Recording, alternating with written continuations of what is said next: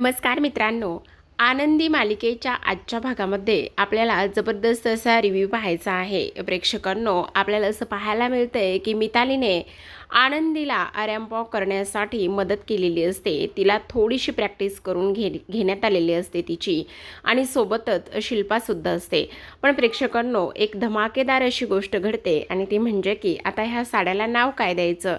त्यामुळे पृथ्वीने ह्या साड्यासाठी युनिक आणि हटके स्टाईलने नावसुद्धा ठरवलेलं असतं. तेच आपल्याला याच्या रिव्ह्यूमध्ये जाणून घ्यायचं आहे, त्यामुळे हा व्हिडिओ शेवटपर्यंत पहा.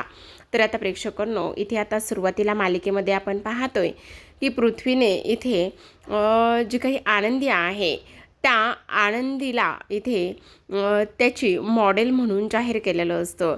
जेव्हा ही गोष्ट सर्वांना समजते तेव्हा मात्र सर्वांना धक्का बसतो. शिल्पाला तर फार राग आलेला असतो. शिल्पा ह्या सगळ्या गोष्टींचा अजिबात इथे विचार करू शकत नाही, कारण एकतर आनंदी तिला आवडत नाही, आणि त्यानंतर त्याची मेन मॉडेल आनंदी आहे ही गोष्ट जेव्हा तो सांगतो तेव्हा मात्र इथे शिल्पाला अजूनच राग येतो. आनंदीला माहिती असतं की आता जरी पृथ्वीने ह्या सगळ्या गोष्टी अशा पद्धतीने सांगितल्या तरीसुद्धा शिल्पाताईंना अजिबात हे आवडणार नाही, आणि त्यामुळे आनंदी स्पष्टपणे इथे त्याला म्हणत असते, बघा पृथ्वी सर, मी काय म्हणते ते एकदा तुम्ही नीट ऐका. मला इथे मॉडेल म्हणून उभी राहण्यात काहीच इंटरेस्ट नाही आहे, आणि तसंही तुमची मॉडेल आणि त्याचबरोबर इथे तुमची आयडिया कोण होतं, तर शिल्पाताईच होती ना. शिल्पाताईंकडूनच पाहून तुम्ही हे नवीन डिझाईन करण्याचा निर्णय घेतला. मग मी अजूनही तुम्हाला तेच म्हणते, काही जरी झालं ना तरीसुद्धा इकडे असं करू नका. हे बघा, असं करण्याची काही एक गरज नाही आहे. म्हणजे मी तुम्हाला सांगू का, शिल्पाताईलाच हे मॉडेल म्हणून तुम्ही इथे असू द्यात. असं बोलण्याबरोबर आता पृथ्वी म्हणत असतो, एक मिनिट आनंदी, आज हे सगळं काही जे होतंय ना ते फक्त आणि फक्त इथे तुझ्यामुळे झालेलं आहे. त्यामुळे प्लीज तू आत्ता असं अजिबात बोलू नकोस. काही जरी झालं ना तरीसुद्धा एक गोष्ट मात्र कायम लक्षात ठेव की आत्यामुळे तर मी ह्या सगळ्या गोष्टी करू शकतो, पण आनंदी आज तुझ्यामुळे मात्र मला खूप मोठं मोटिव्ह मिळालं आहे, आणि ह्या सगळ्या गोष्टीची खरी हक्कदार तर तूच आहेस. असं म्हटल्याबरोबर आता इकडे शिल्पा म्हणत असते, काय चाललंय पृथ्वी तुझं. तेव्हा पृथ्वी म्हणत असतो, हे बघ आत्या, प्लीज नाही म्हणू नकोस ना, मी काय म्हणतो ते एकदा ऐकून तरी घे ना तू. त्यावेळेला मात्र इकडे आता शिल्पा म्हणत असते, ह्या असल्या थर्ड क्लास मुलीबरोबर मी असं अजिबातच करणार नाही, किंवा मला ह्या गोष्टी अजिबातच मान्य नाही आहेत. तुझ्या लक्षात येत आहे का. तेव्हा मात्र पृथ्वी म्हणत असतो, हे बघ आत्या, प्लीज असं करू नकोस ना. तेव्हा शिल्पा स्पष्टपणे म्हणत असते, काही जरी झालं तरीसुद्धा ह्या मुलीबरोबर मी रॅम्प वॉक करणार नाही, आणि त्याचबरोबर ह्या मुलीसोबत मला उभंसुद्धा राहायचं नाही आहे. मी ह्या गोष्टीचा विचारसुद्धा इथे करू शकत नाही, असं स्पष्टपणे शिल्पा बोलत असते. त्याच वेळेला युगंधर म्हणत असतो, हे सगळं काय आहे. पृथ्वी म्हणतोय ना की आनंदी ही मॉडेल म्हणून उभी राहणार आहे, आणि त्याचबरोबर इथे तिच्याच थ्रू हे जे काही साड्याचं लॉन्च होणार आहे ते होणार आहे. आणि ताई, हे बघ, आनंदीने इथे पृथ्वीसाठी सुद्धा बऱ्याच गोष्टी केल्या आहेत, त्यामुळे तू आत्ता ह्या पद्धतीने नाही नाही म्हणू शकत, असं स्पष्टपणे युगंधर सांगत असतो. आणि त्यानंतर पृथ्वीला सांगत असतो, पृथ्वी, ह्या आजच्या संध्याकाळच्या प्रेस कॉन्फरन्समध्ये ज्या काही साड्या लॉन्च करायच्या आहेत त्यामध्ये आनंदी आणि त्याचबरोबर ताई ह्या दोघीच जणी तुझ्या मॉडेल असणार आहेत. असं म्हटल्याबरोबर शिल्पा म्हणत असते, काय चाललंय युगंधर तुझं. तेव्हा युगंधर म्हणत असतो, हे फायनल आहे, पोचलं का. असं म्हटल्याबरोबर आता मात्र इकडे ह्या सगळ्या गोष्टी आनंदीला सुद्धा फार जास्त धक्कादायक असतात. आनंदी ह्या सगळ्या गोष्टींचा अजिबात इथे विचार करू शकलेली नसते, आणि त्याचबरोबर अजिबात विचार न केल्यामुळे आता इकडे तिला खूप मोठा धक्का बसलेला असतो. इकडे शिल्पाला अजिबात हे आवडत नसतं, पण तरीसुद्धा युगंधरच्या सांगण्यावरून आणि युगंधर म्हणत असतो, जे मी बोलतोय ते त्याच पद्धतीने होणार आहे. काही जरी झालं ना तरीसुद्धा ह्या सगळ्या गोष्टी अगदी त्याच पद्धतीने होतील, असं इकडे आता तो बोलत असतो, आणि त्यानंतर तो निघून जातो. मिताली आणि त्याचसोबत पृथ्वी हे दोघेही जण आता शिल्पाला फार समजावत असतात की आत्या, प्लीज नाही म्हणू नकोस ना. मिताली म्हणत असते, आत्या, तुला माहिती ना, दादासाठी तू काहीही करायला तयार असतेस, मग आता प्लीज नाही का म्हणतेस? हे बघ, असं करू नकोस ना. तेव्हा शिल्पा म्हणत असते, पण मला ह्या मुलीबरोबर अजिबात काहीच करायचं नाहीये. तुझ्या लक्षात येते का पृथ्वी? तेव्हा तो म्हणत असतो, हे बघ आत्या, असं करू नकोस ना. आम्हाला माहिती आहे तू खूप छान आहेस आणि त्याचबरोबर आमच्या सर्वांची जान आहेस आणि म्हणूनच मी इथे सांगतोय की सगळं काही व्यवस्थित होईल आणि त्याचबरोबर आपण व्यवस्थित रॅम्पॉकसुद्धा करू, असं सुद्धा आता इकडे तिला सांगत असते. आणि तेव्हा मात्र इथे युगंधर म्हणत असतो, अगं ताई, मला एक गोष्ट सांग, पृथ्वीवर तुझा किती जीव आहे.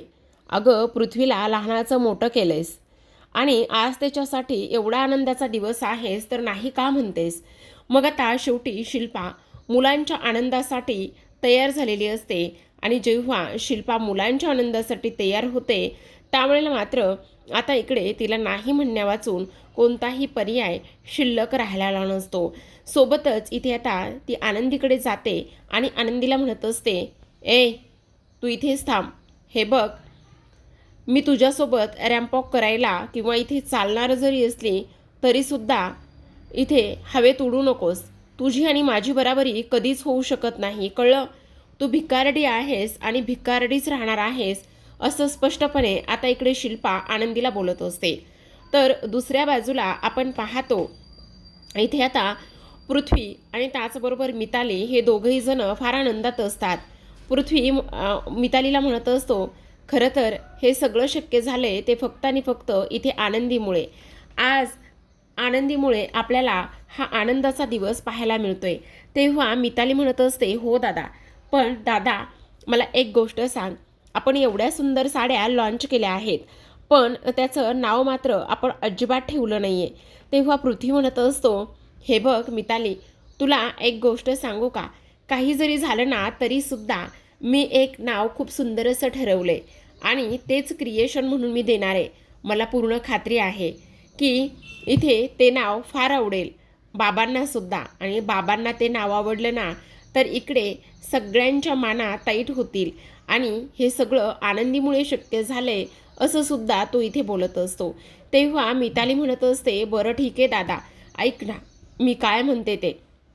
हे बघ, आता ना मला त्या दोघींनासुद्धा तयार करायचं आहे आणि त्याचबरोबर इकडे त्यांची थोडीशी रॅम्पॉकची सुद्धा मला प्रॅक्टिस करून घ्यायची आहे. तेव्हा तो म्हणत असतो, ठीक आहे, तू तुझी तयारी कर, आता डेकोरेशनचं वगैरे सगळं काही मी पाहतो. इकडे आता शिर्के असतात सोबत, त्याचबरोबर बराच काही स्टाफसुद्धा असतो आणि त्यानंतर आता इकडे ती लोक डेकोरेशनची पूर्ण तयारी करणार असतात. आता जवळपास 2-3 तास उलटून गेल्यानंतर इथे डेकोरेशनची छान अशी तयारी करून झालेली असते आणि त्यानंतर मिताली येते आणि मिताली म्हणत असते, आनंदी, हे बघ, आज संध्याकाळी तुला आणि त्याचबरोबर आत्तूला ज्या 2 साड्या नेसायच्या आहेत ना त्या साड्या मी इथे आणलेल्या आहेत आणि त्याचबरोबर ती त्या साड्या दाखवत असते. मग आता शिर्केसुद्धा असतात आणि ते म्हणत असतात, आता सगळ्यात महत्त्वाची गोष्ट म्हणजे डेकोरेशनचा जो काही भाग आहे तो जवळपास पूर्ण होतच आलेला आहे. पण मिताली म्हणत असते, मी काय म्हणते आनंदी आणि त्याचबरोबर इथे आत्तूची थोड्या वेळासाठी प्रॅक्टिस करून घेऊया का? आत्तू कुठे दिसत नाहीये. तेव्हा आनंदी म्हणत असते, त्या येतच असतील, असं म्हणून आता आनंदी समोर शिल्पा आलेली असते आणि शिल्पाला राग येतो. तेव्हा मिताली म्हणत असते, आत्तू प्लीज थांब ना, जाऊ नकोस ना. अगं हे बघ, आता ना तुम्हा दोघींना सुद्धा रॅम्पॉक करण्यासाठी मी तुम्हा दोघींची सुद्धा थोडा वेळ प्रॅक्टिस करून घेणार आहे. पण शिल्पा म्हणत असते, अजिबातच नाही, मला ह्या मुलीसोबत प्रॅक्टिस करायची नाही आहे. मिताली म्हणत असते, अगं असं काय करतेस आत्तू? हे बघ, आज संध्याकाळी इथे मीडियावाले येणार आहेत आणि त्यांच्यासमोर आपल्या साड्याचं लॉन्च करायचं आहे, मग तू का असं नाही म्हणतेस? प्लीज आत्तू, प्लीज. हे बघ, खूप सोपी सोपी स्टेप आहे, मी तुला अगोदर सांगते आणि त्यानंतर तुम्ही दोघीजणी करा, प्लीज नाही म्हणू नकोस ना. खूप सुंदर अशा साड्या आहेत आणि तुला नक्कीच आवडतील. हे बघ आत्तू. तेव्हा मितालीच्या पुन्हा हट्टापायी आणि मिताली आणि पृथ्वीसाठी इथे शिल्पा पुन्हा एकदा तयार होत असते. ह्या शिल्पाचा फक्त आनंदी प्रॉब्लेम आहे, बाकी काहीच नाही. आनंदी सर्वांना आवडते बरं का, पण फक्त आणि फक्त इथे ह्या शिल्पाचं वेगळंच कुठे तिने घोडं मारले ना ते तर काही कळत नाही बरं का. पण असो, शेवटी सिरियल आहे आणि शिल्पा ही विलन आहे. असो, आता आपण पाहतो मितालीने कसं बसं तिला समजवलेलं असतं आणि त्यानंतर त्या दोघींसमोर तिने ज्या साड्या डिझाईन केलेल्या आहेत त्या साड्या असतात आणि शिल्पाला साडी दाखवल्यानंतर शिल्पा तर तिच्या उघड्या डोळ्याने पाहत असते, पण आनंदीला बिचारीला कुठे पाहता येते. तेव्हा मिताली तिच्यासमोर साडी धरते आणि तेव्हा मात्र इथे आनंदी त्या साडीवरती हात ठेवत असते. जेव्हा आनंदी त्या साडीवरती हात ठेवते तेव्हा मात्र इथे आनंदीला ती साडी खूप सुंदर भासते, कारण आनंदीसुद्धा इथे डिझायनिंगचं काम करते. त्याचबरोबर बऱ्याच काही गोष्टी होत्या ज्या की फॅक्टरीमधल्या ती अगदी चोखपणे पार पाडायची आणि आतासुद्धा तिला त्या साड्यातलं बऱ्याच काही गोष्टी इथे समजू लागलेल्या असतात. आता हे सगळं आनंदीला दाखवल्यानंतर मिताली म्हणत असते, आत्तू तुला ह्या साड्या आवडल्या ना, मला पूर्ण खात्री आहे की तुला ह्या साड्या नक्कीच आवडतील, कारण ह्याचं जे काही कनेक्शन आहे ना ते खरंच खूप कमाल आहे. मला पूर्ण खात्री आहे की तुला ह्या साड्या नक्कीच आवडतील. किती सुंदर आहे, तू एकदा बघतेस का, असं सुद्धा आता इकडे ती बोलत असते. आणि त्यानंतर इथे शिल्पा म्हणत असते, हो ग खरंच खूप छान आहेत. आणि तेव्हा आता दोघींनाही ती स्टेजवरती घेऊन जाते. आता दोघींनाही स्टेजवर घेऊन गेल्यानंतर मिताली म्हणत असते, हे बघ तू आता कशा कशा पद्धतीने कसा कसा रॅम्पॉक करायचा आहे ना ते मी तुला सांगते. आता तू इथे उभी राहा. आणि त्यानंतर मिताली हलकंसं म्युझिक ऑन करायला लावत असते. अगदी हलकंसं आणि मंद आवाजामध्ये ते म्युझिक ऑन झालेलं असतं आणि मिताली म्हणत असते, मी आता तुम्हा दोघींनासुद्धा करून दाखवते, त्या पद्धतीने तुम्ही हे रॅम्पॉक करायचं आहे. आता आनंदीला तर हे अजिबात काहीच दिसत नसतं आणि आनंदीला दिसत नसल्यामुळे आता मात्र आता ती सांगत असते की आपल्या ह्या सुंदर अशा डिझाईन केलेल्या साडीला एक सुंदर असा खिसा आहे. तेव्हा शिल्पा म्हणत असते, खिसा आणि का बरं? तेव्हा ती म्हणत असते, आपला मोबाईल असो किंवा छोट्या मोठ्या वस्तू असो, अगदी छोटीशी काही असेल, लेडीज जेव्हा बाहेर जातात तेव्हा प्रत्येक गोष्टीची त्यांना गरज पडते. मग आपण त्यामुळे हा सुंदर असा एक छोटासा खिसा इथे टाकलेला आहे आणि तो खिसा इथे लेडीजच्या साडीला खूप युजफुल पडेल असं ती सांगत असते. आणि त्यानंतर आनंदीला मात्र आनंदीच्या जवळ जाऊनच ती आता इकडे त्या साडीचा खिसा, त्याचबरोबर तिला कसा रॅम्पॉक करायचं हे अगदी तिचा प्रत्यक्षामध्ये हात पकडूनच तिला त्या सगळ्या गोष्टी ती इथे सांगण्याचं काम करत असते. तेव्हा मितालीचं हे आनंदीबरोबरचं बॉन्ड आणि हे वागणं पाहून शिल्पाला अजूनच राग येऊ लागलेला असतो. आणि त्यावेळेला आता इकडे मिताली आनंदीला हाताला धरत असते आणि आनंदीच्या हाताला धरून पुन्हा ती तिला त्या स्टेजकडे घेऊन येत असते. जेव्हा त्या स्टेजकडे तिला घेऊन येते, कसं चालायचं, काय करायचं, हे सगळं काही इथे ती तिला शिकवत असते. आणि हे सगळं काही शिकवल्यानंतर आता आनंदीला एकटीला स्टेजवरती जायचं असतं. मग आता इथे मिताली म्हणत असते, आनंदी तुला जमेल ना? तेव्हा आनंदी म्हणत असते, हो जमेल ना, काळजी करू नकोस, मी करेल व्यवस्थेमध्ये. असं बोलल्यानंतर आनंदी मात्र आता इकडे स्टेजवरती एकटीच जाणार असते. आणि स्टेजवरती एकटी जाणार म्हटल्यावर शिल्पाला तर फार आनंद होतो. शिल्पाला असं वाटत नसतं की ही आंधळी आहे आणि त्याचबरोबर आंधळी असल्यामुळे हिला धडनीट काहीच जमणार नाही आहे आणि आंधळी असल्यामुळे हिला काहीच येणार नाही असं तिला वाटत असतं. आणि एकदा का थोबाडावर पडली तर मग हिचं काय होईल असा सुद्धा इथे शिल्पा विचार करत असते. आणि प्रेक्षकांनो, खरंच असंच होतं बघा, कारण आनंदीला फारसं काही दिसत नसतं आणि दिसत नसल्यामुळे आनंदी जेव्हा स्टेजवरती चालायला जाते त्यावेळेला मात्र आता इकडे आनंदीचा तोल घसरणार असतो, कारण तिला दिसत नाही, स्टेजचा अंदाज येत नाही आणि त्यामुळे तिचा पाय घसरणार असतो. आता शिल्पाचं झालेलं असतं आणि इथे टर्न असतो तो म्हणजे मितालीचा. मिताली म्हणत असते, आनंदी तू व्यवस्थित करशील ना, जाशील ना तू व्यवस्थित? तेव्हा आनंदी म्हणत असते, हो, पण मी काय म्हणते, जर इकडे शिल्पाताईने केलेलं असेल तर ठीक आहे ना, मी करायची गरज आहे का? तेव्हा ती म्हणत असते, हो मग गरज तर आहे ना, आणि गरज आहे म्हणूनच तुला सांगते ना, कारण आपल्याला अगोदर प्रॅक्टिस करून घेणं फार जास्त गरजेचं आहे असं सुद्धा आता इकडे ती बोलत असते. आता हे सगळं काही बोलल्यानंतर आनंदी हळूहळू स्टेजच्या त्या टोकापर्यंत निघालेली असते. जेव्हा स्टेजच्या त्या टोकापर्यंत जाते तेव्हा मात्र मध्येच आनंदी क्रॉस जात असते. मिताली तिला सांगत असते, स्ट्रेट जा म्हणून, पण आनंदीला मात्र ते काही स्ट्रेट जायला जमत नाही. आणि आनंदीला स्ट्रेट जायला जमत नसल्या कारणाने आता मात्र आनंदी इकडे स्टेजवरून तिचा पाय घसरतो आणि स्टेजवरून पाय घसरल्यानंतर ती स्टेजच्या खाली पडते.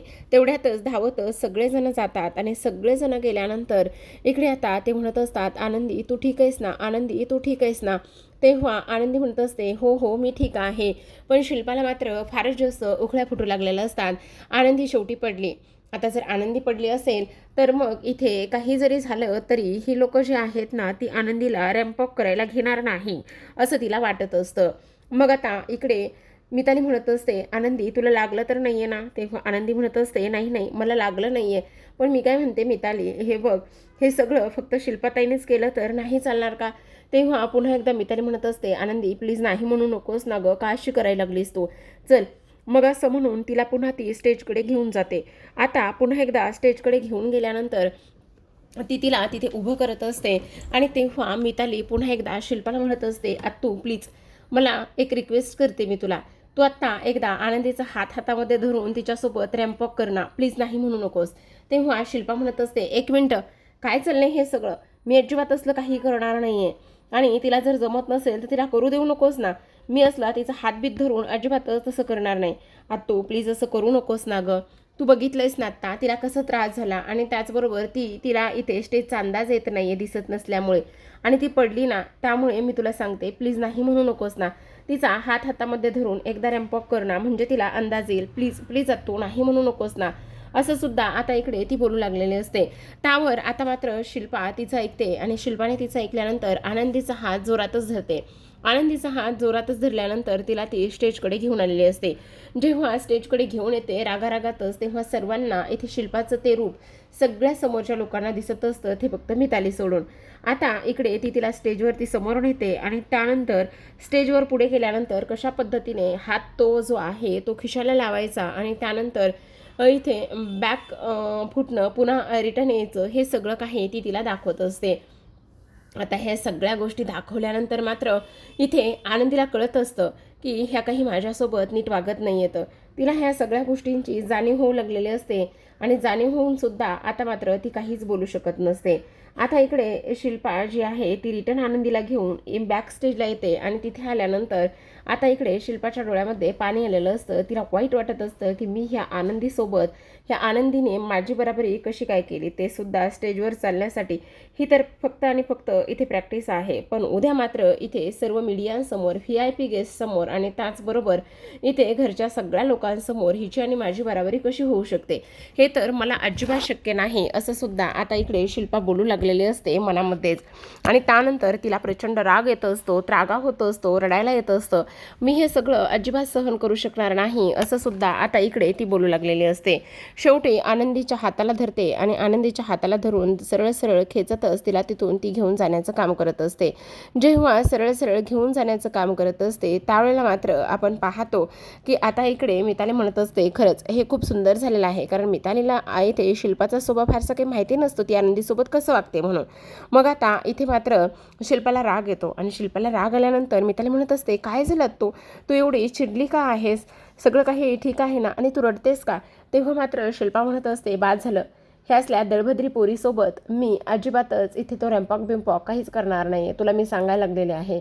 तेव्हा मिताली म्हणत असते, अगं तू असं काय करतेस, ती आनंदी आहे आणि त्याचबरोबर इथे जेवढं तुझं महत्त्व आहे तेवढंच तिचंसुद्धा आहे. अगं तीसुद्धा एक माणूस म्हणून खूप चांगली आहे ना, आणि त्याचबरोबर इथे तिने दादाला किती हेल्प केली आहे आणि ह्या सगळ्या गोष्टीची जाणीव आपण ठेवायला पाहिजे ना. हे बघ असं अजिबात करू नको, असं स्पष्टपणे ती बोलत असते. पण शिल्पा मात्र म्हणत असते, अजिबातच नाही, ह्या मुलीबरोबर मी रॅम्पॉक अजिबात करणार नाही, असं स्पष्टपणे ती बोलत असते. तेव्हा युगंधर तिथे आलेला असतो आणि युगंधर तिथे आल्यानंतर म्हणत असतो, इकडे काय चाललेलं आहे ताईसाहेब, हे जरा आती होते असं वाटत नाही का तुम्हाला? आणि त्याचबरोबर आनंदी ह्या दोघींना सुद्धा इथे रॅम्पॉक करायचं आहे, असं इकडे ती बोलत असते. पण शिल्पा मात्र कोणाचं काहीच ऐकून घेत नाही आणि तावातावानेच तिथून आता ती निघून गेलेली असते. आता मात्र इकडे आनंदी म्हणत असते, मिताली हे बघ असं हट्ट करू नकोस ना, अगं काही जरी झालं तरी त्या तुझ्या आत्या आहेत आणि आत्यांना त्यांचा मान दिला पाहिजे. हे बघ माझं मला काही नाही आहे, तू ऐकून घे माझं. पण मिताली म्हणत असते, नाही आनंदी वेडी आहेस का तू? आज तुझ्यामुळे माझा दादा युगंधर सोबत, म्हणजे माझ्या बाबांसोबत त्याचं नातं एवढं सुंदर आहे. तुझ्या ह्या समजावण्यामुळे हे सगळं शक्य झालं आहे आणि ह्या सगळ्या गोष्टीची मानकरी खरी तू आहेस आणि तू अजिबात काळजी करू नकोस, असं सुद्धा आता इकडे ती बोलत असते. आणि हे सगळं काही बोलल्यानंतर आता मात्र इकडे शिल्पा जी आहे ती रागानेच तिथून निघून जात असते. तेव्हा मिताली मात्र आनंदीच्या हाताला धरत असते आणि आनंदीला तयार करण्यासाठी तिथून ती घेऊन निघून जात असते. तर आता प्रेक्षकांनो इकडे जो तो कालचा प्रोमो होता ना, तोच पुन्हा दाखवलेला आहे की ज्या प्रोमोमध्ये इथे हा विद्याधर मात्र इथे बापलेकामध्ये असलेलं नातं व्यवस्थित होऊ देत नसतो, कारण त्याला पृथ्वीला संपवायचं असतं. त्यामुळे त्याने पृथ्वीला मधोमध झुंबरच्या खाली उभं केलेलं असतं आणि मधोमध झुंबरच्या खाली उभा करूनच तो ह्या सगळ्या गोष्टी करत असतो. तर आता आपण पुढील भाग पाहूयात. पुढील भागामध्ये शिल्पासुद्धा खूप छान अशी तयार झालेली असते, तर आनंदीसुद्धा छान अशी तयार होऊन आलेली असते. शिल्पाचा फर्स्ट राऊंड असतो. मीडियावाले असतात, त्याचबरोबर त्यांच्या गावातले युगंधरच्या बिझनेसमधले खूप मोठे मोठे VIP लोक असतात आणि त्यांच्यासमोरच हा रॅम्पॉक शिल्पाचा इथे सुरू असतो. आता शिल्पाने तर हा रॅम्पॉक करून 4 चांद लावलेलेच असतात. जरी ती वयाने एजड असली तरीसुद्धा तिचं दिसणं, तिचं ते राहणं, त्याचबरोबर ती एवढी सुंदर बॉडी फिट आहे, त्यामुळे तिचं ते रॅम्पॉक खूप सुंदर झालेलं असतं. पण आता जेव्हा आनंदीचा टर्न असतो त्यावेळेला मात्र झुंबर गळण्याचा तिला आवाज येतो आणि तेव्हा ती आरतीला म्हणत असते, तू एखादा मेकॅनिकल बघ, तोपर्यंत मी त्या झुंबरकडे लक्ष देते. पण हा विद्याधर लांडगा मात्र जातो, आरतीला एका खोलीमध्ये बंद करतो, तर दोर ओढणाऱ्या आनंदीकडे जातो आणि तिथे गेल्यानंतर इथे तो म्हणत असतो, बाप लेकांना आता एकत्र कशी येऊ देणार आहेस? काही जरी झालं तरी किती वेळ अशी डोळं धरून थांबणार आहेस?